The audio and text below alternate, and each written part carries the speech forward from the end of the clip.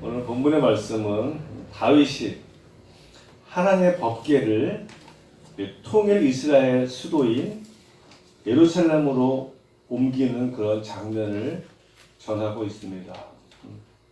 하나님의 법궤는 이스라엘이 출애굽을 한 이후에 광야에서 만들어진 것이죠.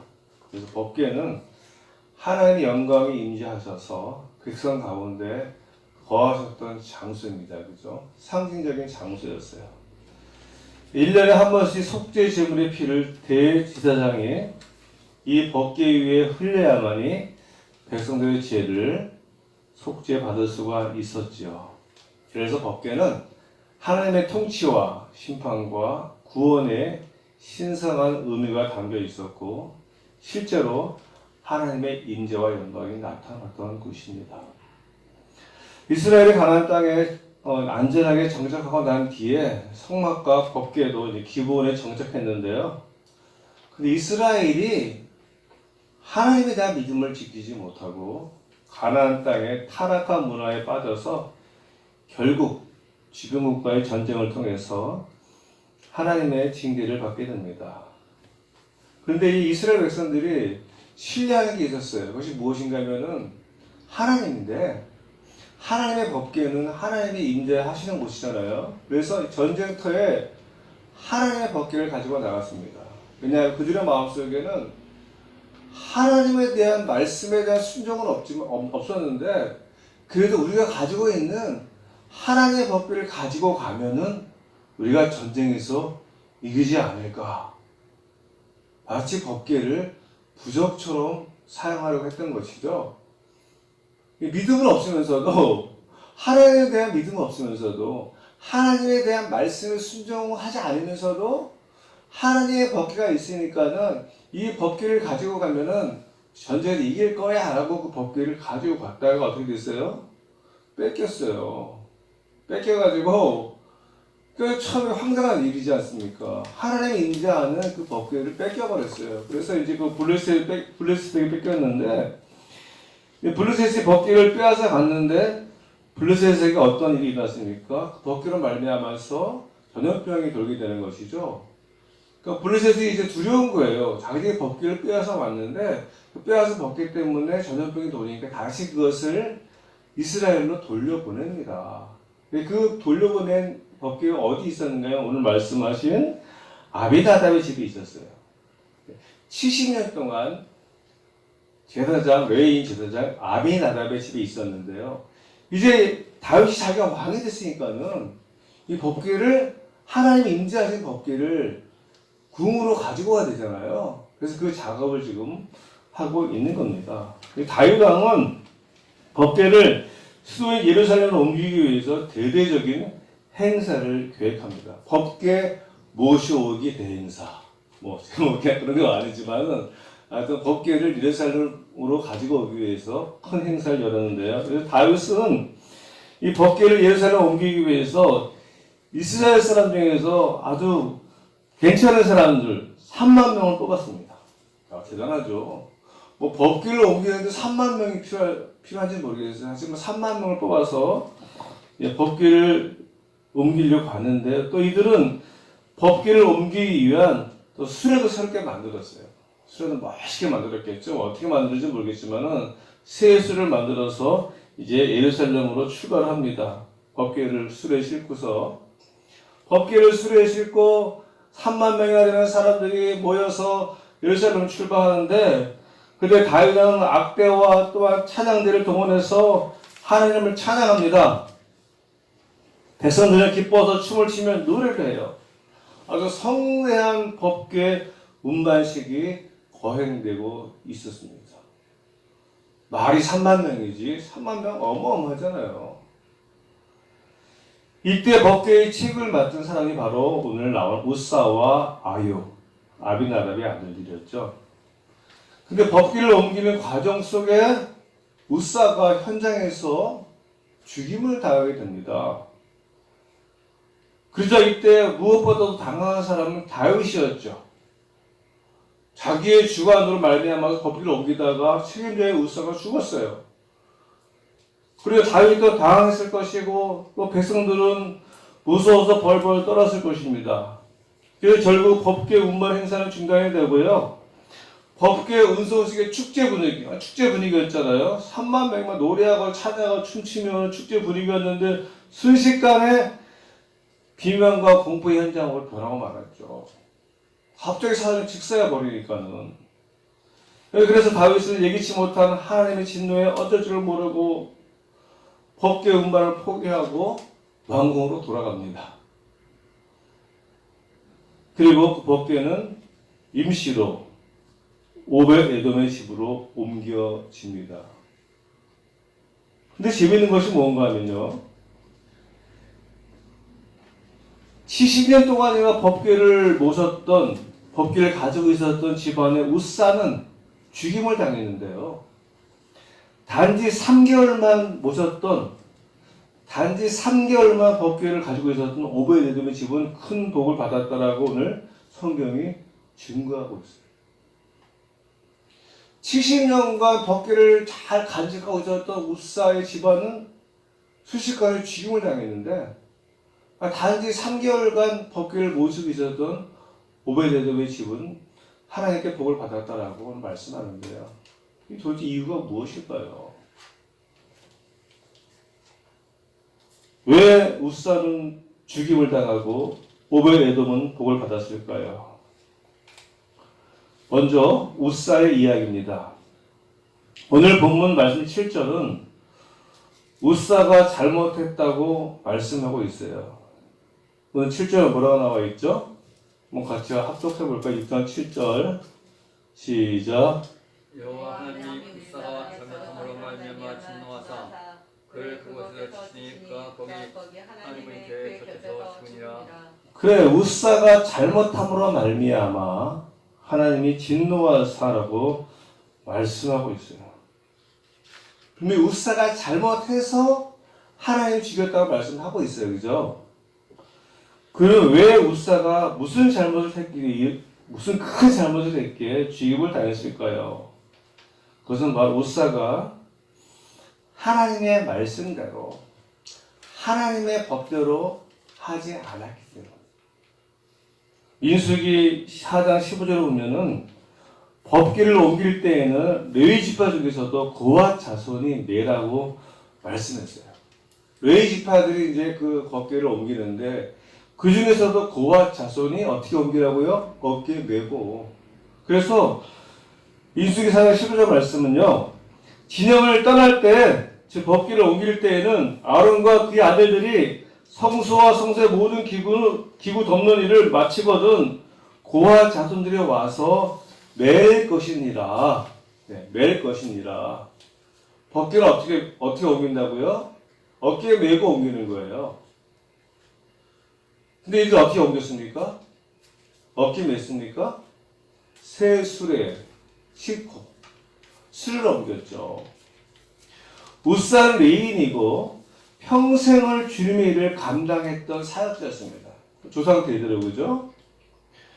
그래서 하나님의 궤는 수레에 실어서는 안 되고 반드시 레위 지파가 채를 고리에 끼워서 어깨에 메고 운반하는 것을 알고 있었습니다. 이것이 법이에요. 이것이 하나님의 말씀이에요. 그런데 레위인이었던 우사가 이 하나님의 법을 모를 리가 없었을 텐데 하나님의 말씀을 가볍게 여기고 자기 마음대로 했던 것이죠. 자기 마음대로, 자기 편리한 대로. 오늘 성경은 그들이 하나님의 궤를 어깨에 맨 것이 아니라 새 수를 만들어 싣고 갔다고 증거합니다. 그들이 생각할 때는 하나님 어깨에 메고 가라 했는데 그들이 생각할 때는 어깨에 메는 것보다 수레에 싣고 운반하는 것이 더 좋다고 생각했던 것이죠. 그죠? 우리도 그렇게 생각할 수 있지 않습니까? 어깨에 메는 것보다 수레에 싣고 소가 끌게 하면은 얼마나 편해요. 사람들은요, 목적만 달성하면은 수단은 정당화된다고 이야기를 합니다. 근데 세상 사람들은요, 수단 방법을 가리지 않고, 수단과 방법을 가리지 않고, 목적을 달성하려고 합니다. 그래서 하는 말들이 있지 않습니까? 오로 가도 서울만 가면 된다. 서울은 아무나 그냥 가면 돼요. 그죠? 그런데 하나님은요, 우리가 수단과 방법을 다르지 않고 목적만 달성하는 것은 원치 않아요. 서울을 가더라도 제대로 가야 하고 과정이 중요하고 어떠한 수단을 사용했는가, 어떠한 방법을 했는가가 중요합니다. 우사는 법궤를 옮긴다는 목적은 좋았지만 방법이 좋지 않았어요. 바로 하나님의 말씀대로 하나님의 법이 있었는데 그것을 무시하고 자기 생각과 자기 판단과 자기의 의지대로 결정해서 진행을 했던 것이죠. 또한 우사는 하나님이 만지지 말라고 한 법궤를 만졌습니다. 6절 말씀인데요. 그들이 나곤의 타작마당에 이르러서는 소들이 띠므로 우사가 손을 들어 하나님의 궤를 붙들었더니 그래요. 저는 이런 우사의 행동을 이해는 됩니다. 그죠? 술에 그걸 싣고 가다가 소가 펄떡 뛰는 바람에 하나님의 법궤가 떨어지게 생겼어요. 그러면 법궤가 손상되고 망가질 거 아닙니까? 그걸 보호하기 위해서 몸을 던져 붙들었는데 어떻게 됐어요? 죽었어요. 민수기 4장 15절 하반절 말씀에 그러나 성물은 만지지 말라. 그들이 죽이리라. 그들이 죽으리라. 하나님의 성물을 만지는 자는 죽을 것이라고 말씀을 했어요. 이 사실을, 이 말씀을 우사가 알았을까요? 몰랐을까요? 알고 있었어요. 우리가 알고 있는데 그렇게 안 하는 것이죠. 이게 믿음이 있는 사람과 믿음이 없는 사람의 차이입니다. 믿음이 없는 사람들은요, 다 자기 생각대로 판단하고 자기 생각대로 결정을 해요. 하나님의 말씀이 있음에도 불구하고 그 말씀이 나 별로 관련이 없어요. 그러면서도 자기들이 하는 소리가 있어요. 나는 하나님을 믿어. 나는 믿음이 있어. 근데 믿음이 있다고 하는데 말씀은 자기 안에 없어. 뭡니까? 믿음이 있는 사람은 말씀이 있어야 돼요. 그 믿음은 무엇을 알 수 있을까요? 그 믿음을 가지고 있는 것은 무엇을 알 수 있을까요? 그 믿음을 가지고 있는 사람들은 자기가 가지고 있다는 그 믿음, 하나님의 말씀에 대한 믿음을 가지고 살아가는 모습을 봤을 때만 그 사람 믿음이 있는 사람이에요. 그런데 믿음이 있다고 하면서 자기 하나님의 말씀과 자기는 아무런 관련이 없어요. 자기 생각대로 판단하고 자기가 느끼는 대로 행동하는 사람들. 근데 교회 다니면서 그런 사람들 많잖아요. 인간적으로 보면요, 우사가 잘했어요, 그죠? 법궤가 떨어지려고 하는데 붙잡아야죠. 그런데 인간적인 것과는 전혀 차원이 다릅니다. 믿음은 자꾸만 인간적으로 생각하고 인간적으로 판단하고 인간적으로 하려고 하면 안 된다는 거예요. 우리는 믿음으로 하는 사람들, 하나님의 말씀에 따라서 하나님의 말씀을 믿음으로 말미암아 믿음으로 사는 사람들입니다. 근데 자꾸만 그 말씀은 어디 가버리고 자기 생각대로 하는 거예요. 우사처럼 우사가 큰 소리 칠 수 있어요. 항변할 수 있어요. 하나님께. 하나님 왜 이러세요? 저는 하나님의 법궤를 지키려고 보호하려고 붙잡아서 끄는데 저를 죽이세요? 이렇게 그죠? 우리가 그럴 때가 얼마나 많은지 몰라요. 그러나 분명히 하나님 말씀하시기를 7절 말씀에 여호와 하나님이 우사가 잘못함으로 말미암아 잘못했다고 말씀합니다.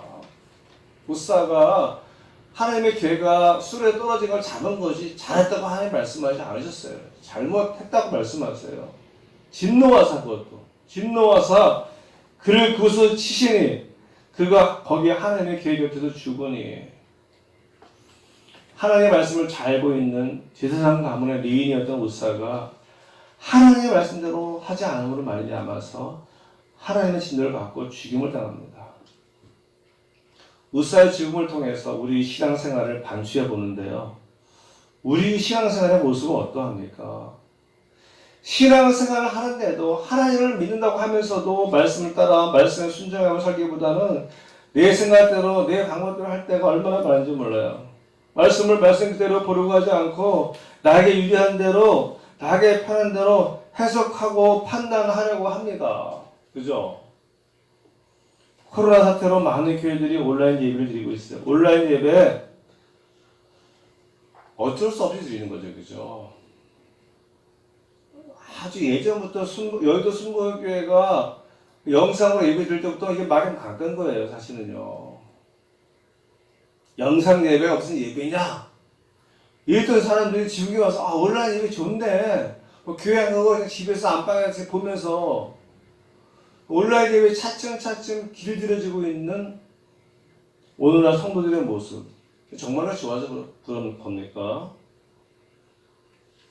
진정한 믿음 있는 사람들은요, 하나님 앞에 나와서 예배하기를 좋아합니다. 하나님 말씀했어요. 모이기를 피하는 어떠한 사람들의 습관과 같이 하지 말고, 그죠? 모여서 예배하라고 했어요. 초대 교회 공동체부터 모여서 예배 드렸어요. 모이기를 힘쓰라고 했습니다. 그래서 이 교회를 통해서 하나님은 서로 교제하고, 사람과 사람이 교제하고, 사람과 하나님이 교제하고, 또 교회를 통해서 하나님을 할 수가 있는 것이죠. 보자 하면 보자게 된다는 말처럼요. 우리의 편리함과 유익함으로 말미암아서 하나님의 말씀을 지키지 않으면 하나님의 말씀을 따를 수가 없습니다. 결국 하나님의 말씀에 순종하지 않고 살아가는 삶은요, 우사와 같은 죽음의 삶, 파국의 삶이 될 수밖에 없어요. 우사가 죽었다고 해서 우리가 죽임을 당한다는 그런 것이 아니라 믿음으로 살아가지 않는 사람들, 예수님을 믿는다고 하면서 하나님의 말씀을 안다고 하면서요, 전혀 우리의 삶에는 그런 것과 전혀 동떨어진 삶을 살아가는 사람들, 시대가 갈수록 악해지고 있고요. 기독교가 점점 더 힘을 잃어가고 있고요. 믿는 사람들이 세상의 빛과 소금 역할을 감당하지 못하고 있습니다. 우리 이러한 시대에 더욱더 하나님의 말씀에 순종하면서 살아야 합니다. 시대 사조와 시대의 정신을 따라 살아가는 사람들이 아니라 믿음의 사람들은요, 하나님의 말씀대로 살아가는 사람들이에요. 시대를 따라 살아가는 사람들이 아닙니다. 이번에는 복을 받은 오벳에돔 이야기예요. 오벳에돔은 성경에서 말씀하는 것처럼 가드 사람이에요. 가드 사람 오벳에돔. 여러분, 가드 하면 생각나는 사람이 있습니다. 가드 하면 누가 생각나죠? 이스라엘의 원수였던 블레셋 골리앗. 즉 오벳에돔은 이방인이었어요. 그런데 70년을 하나님의 궤를 모신 우사는 죽임을 당하고 이방인이었던 오벳에돔은 3개월만 법궤를 자기 집에 가지고 왔는데 복을 받았어요. 근데요, 여러분, 성경에 오벳에돔에 대해서 자세히 나오지 않았지만은 하나님 이 세상에서 주관하시고 역사하신 모든 상황 가운데서 우연이라는 게 있습니까? 우연이 없죠. 이미 오벳에돔은 준비된 사람이었어요. 법궤를 모실 만한 준비된 사람이었기 때문에 법궤를 오벳에돔의 집으로 하나님이 옮겨 가신 거예요. 그래서 성경에 보면 오벳에돔에 대해서 나오는데요. 자, 볼까요? 오늘 말씀에 이렇게 나와 있어요. 9절과 10절.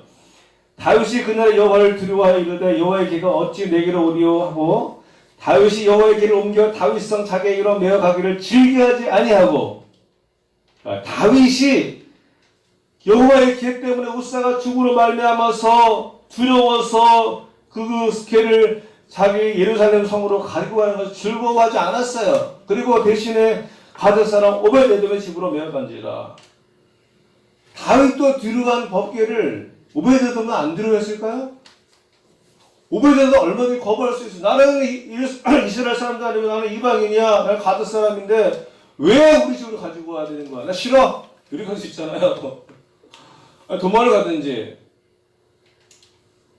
그럴 때 했다는 말이 나와 있지 않죠. 그러니까 오벳에돔은 이 모든 두려움과 공포 속에서도요, 하나님에 대한 믿음으로 그 법궤를 자기 집으로 가지고 하는 것을 순종했다는 것이에요. 그래서 역대상 16절 38절에 오벳에돔을 이렇게 말씀하고 있습니다. 다윗이 오벳에돔과 그의 형제 68명과 여도둔의 아들 오벳에돔과 호사를 문지기로 삼았고, 다윗이 오벳에돔의 형제들을 성전 문지기로 삼았다라고 나와 있습니다. 성전 문지기. 그래서 여러분 잘 아시는 말씀이에요. 오베드돔이 이렇게 성전 문지기로 살았는데요. 내가 성전 문지기로 살아가는 삶이 얼마나 고귀하고 복받은 삶인지 시편 84편 10절에 이렇게 노래하고 있습니다. 주의 궁정에서의 한날에 다른 곳에서의 첫날보다 나은즉 악인의 장막에 사는 것보다 내 하나님의 성전 문지기로 있는 것이 좋사오니 할렐루야. 네, 주의 궁정에서 한날이 주님의 궁정에서 주님의 성전에서 하루 살아가는 것이 다른 곳에서 첫날 사는 것보다 나은즉 악인의 장막에 사는 것보다 내 하나님의 성전 문지기로 있는 것이 좋사오니. 그래요. 믿음으로 살아가는 오베데돔에게는 악인의 장막에서 화려하게 살아가는 것보다 보잘것없는 성전 문지기로 살아가는 것이 훨씬 더 좋다라고 고백하는 거예요. 그래요. 세상적으로 우리가 아무리 출세하고 많이 가지고 높은 지위에 있다 할지라도 예수 믿지 않으면 허당이죠. 그죠? 그러나 비록 힘들고 어렵고 가진 것이 없다 할지라도 하나님을 믿는 믿음 안에서 살아가는 것이 참된 복이라는 거예요. 저는 우리 무영이가 장학금을 받은 것, 장학수 된 것 참 감사해요. 그러나 더 기도하는 것은 하나님 우리 무영이가 하나님의 일꾼이 되게 하여 주세요. 기도합니다. 세상적으로 아무리 잘 돼도 성전 문지기만은 못합니다. 우리 수영이가 공부하느라고요. 뭐 새벽 2시까지 뭐 더 이상 하는지 모르겠는데요. 우리 수영이가 서울대학교 수석 입학하는 것도 좋지만 더 좋은 것은 믿음의 사람이 되게 하여 주옵소서. 저희 간절한 기도예요. 저희 간절한 기도 제목이 믿음의 사람으로 살게 하여 주옵소서. 하나님은 이렇게 살아가는 오베드돔의 자손들이 하나님께 복받은 자들이라고 말씀하고 있습니다. 역대상 26장 4절과 5절 말씀인데요. 오베드돔의 아들들은 맏아들 스마야마, 아들이 많더라고요. 맏아들 스마야마, 둘째 여호사밧과 셋째 요아와 넷째 사갈과 다섯째 느다렐과 여섯째 암미엘과 일곱째 이사갈과 여덟째 부레데인이 8명의 아들이 있었는데 이는 하나님이 오베드돔에게 복을 주셨습니다. 할렐루야. 이들이 다 성전 문지기로 살았거든요. 성전 문지기로 살아가는 그 8 아들이 하나님께서 복을 주셨기 때문에 그렇다는 거예요. 하나님은 오베드돔이 성전의 문을 지키게 된 이 일에 대해서 하나님이 그에게 복을 주셨다고 말씀하고 있어요. 그의 가족이 오베드돔의 가족이 세상적으로 잘되고 뭐 그의 소유가 많아지고 지위가 올라가고 그렇게 말씀하지 않고요. 진짜 복은 바로 하나님의 문지기로 살았다는 거예요. 하나님 기뻐하시는 하나님의 일을 따라 사는 삶이 진짜 복된 삶이라고 말씀을 하고 있습니다. 이 우리의 믿음이죠. 이제 말씀을 맺겠습니다. 외적인 것이 중요하지가 않습니다. 우리 예수 믿는 사람들이요, 예수 믿지 않는 사람들의 그런 세상적인 것도 너무 부러워하지 마세요. 많이 가지고 있고, 물론 많이 가지고 높은 지위 이런 거 다 좋아요. 하지만 그 안에는 본질에 뭐가 있어야 됩니까? 하나님에 대한 믿음이 있어야 돼요. 저는 가장 많이 기도하는 것이 하나님 우리의 사명제가 비록 주일날 교회에 와서 예배드림으로 말미암아서 공부하는 시간을 빼앗겨서 좋은 대학교에 가지 못한다 할지라도 주일날 교회에 와서 예배하는 아들들이 되게 하여 주옵소서. 이게 저희 기도 제목이에요. 그래서 지영이는 대학교도 못 가고 부사관으로 갔지만 그래도 제 마음속에 감사한 게 있어요. 지영이가 부사관 가서 군중하고 있지 않습니까? 이제 얼마나 감사한지 몰라요. 인간적으로는 별로 이렇게 감사하지 않지만 그래도 믿음에서 보면 얼마나 감사한지 몰라요. 하나님 감사합니다. 오늘 아침에도 제가 눈을 뜨면서 얼마나 감사한지 몰라요. 오랫동안 신앙생활을 한 것이 중요한 것이 아니고요. 교회의 직분이 그 사람의 믿음을 증명해 주는 것도 아니고요. 정말로 중요한 것은 하나님의 말씀대로 살아가는 것입니다. 우사라는 이름의 뜻은 고집, 힘, 강함이라고 합니다. 혹시 우리는 우사처럼 하나님의 말씀을 따르기보다는 내 고집과 내 힘과 내 강함을 의지하고 있는 것은 아닌지 한번 반문해 봐야 됩니다. 그래서 하나님의 말씀에 따라 살기보다는 내 생각과 내 의지와 내 계획대로 내 지혜대로 살고 있지 않은지, 내가 판단하면서 하나님의 말씀을 판단하면서 바라기는 저 오전께 모든 성도인들이 우사처럼 살지 않고 오베데돔처럼 살아감으로 말미암아서 하나님께 진정한 복을 받는 귀한 저와 여러분 되시기를 간절히 소원합니다.